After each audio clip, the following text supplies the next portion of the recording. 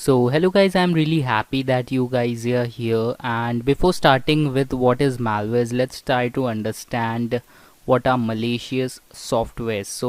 The term malicious basically means something that is bad and that can harm your computer, and thus the term malware comes into play. So we have mal, that is from malware, and then the war from software. So these are the terms that these are the things that we are going to investigate in our course Malware Analyst, and I'm really happy that you guys are here and you are trying to learn something new. So now let's move on to the next part, and let's see what are these softwares and how are they classified further.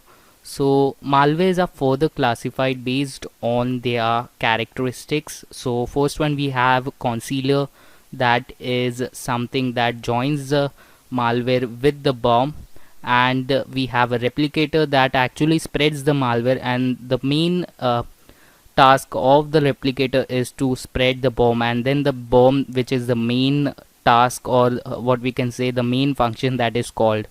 So in this video we have learned a lot about malware. We'll talk about replicators in my next video, so happy learning.